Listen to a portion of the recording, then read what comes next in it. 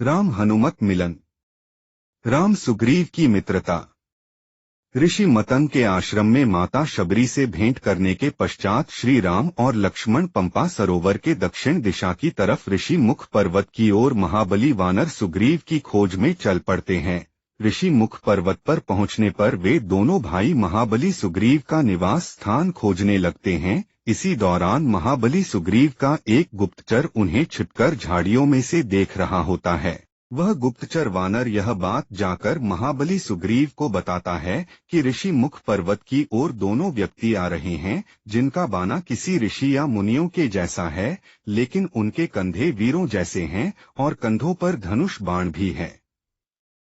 यह जानकारी मिलने के पश्चात सुग्रीव के मंत्रीगण, जिनमें एक ऋषभ जामवंत, एक वानर गुप्तचर, सेनापति वानर नल और नील के साथ साथ महाबली अजनीपुत्र हनुमान भी थे, वे इस बात पर चर्चा करते हैं कि दो व्यक्ति धनुष बाण लिए ऋषि मुख पर्वत की और क्यों आ रहे हैं। कहीं वे सुग्रीव के भाई और शत्रु वानर राज बाली के गुप्तचर तो नहीं। तब उनमें से सबसे वृद्ध जामवंत जी कहते हैं कि यदि वे गुप्तचर होते तो उनके कंधे पर धनुष बाण नहीं होते। कुछ का यह मानना था कि वे दो व्यक्ति राजा बाली के विशेष सैनिक हो सकते हैं, जो सुग्रीव को मारने के उद्देश्य से आए हो।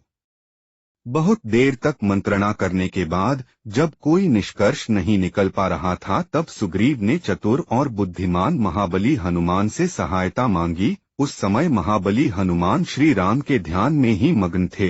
जब सारी बात हनुमान जी को बताई गई तो उन्होंने निश्चय किया कि वे अपना रूप बदलकर उन दो अनजान व्यक्ति के पास जाएंगे, उनका परिचय जानकर ही आगे की कार्यवाही करेंगे।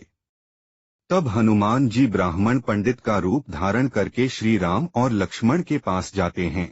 वहां जाकर हनुमान जी राम और लक्ष्मण के पूछते हैं कि आप कौन हैं और आपका परिचय क्या है। तब लक्ष्मण जी भी हनुमान जी से पूछते हैं कि हमें महाराज सुग्रीव के पास जाना है। तब हनुमान उनसे पूछेंगे, आपको सुग्रीव के पास क्यों जाना है? क्योंकि मैं उनका कुल पुरोहित हूँ, आप मुझे बताइए। बहुत देर तक जब हनुमान जी और लक्ष्मण जी बहस कर रहे थे कि पहले वे एक दूसरे के सवालों का उत्तर दे, अंत में लक्ष्मण जी बताते हैं कि हम अयोध्या के राजकुमार हैं, मेरा नाम लक्ष्मण है और ये में बड़े भाई श्री राम है। श्री राम का नाम सुनते ही हनुमान जी को अपने आराध्य श्री रामचंद्र ध्यान आते हैं, जिनकी वे वर्षों से भक्ति कर रहे हैं। वही श्री रामचंद्र उनके सामने खड़े हैं। श्री राम का परिचय पाकर हनुमान जी अपनी चपलता के लिए क्षमा मांगते हैं तथा भावविभोर होकर अपना परिचय बताते हैं। हनुमान जी अपने वास्तविक रूप में आकर कहते हैं, हे राम, मैं आपका परम भक्त अंजनी पुत्र हनुमान हूँ और राजा सुग्रीव के आदेश पर आपको अनजान मानकर आपका परिचय पाने के लिए यह ब्राह्मण का वेश बनाकर आया था।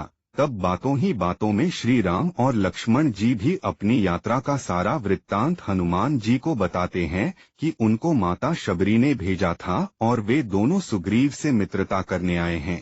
रावण द्वारा सीता हरण की बात सुनकर हनुमान जी सुग्रीव की आत्मकथा भी श्री राम लक्ष्मण को बताते हैं कि हमारे राजा सुग्रीव की पत्नी भी उनसे छिन चुकी है, वह आपकी वेदना को समझ सकते हैं, जिसे आप दोनों एक दूसरे के लिए कल्याणकारी सिद्ध होंगे।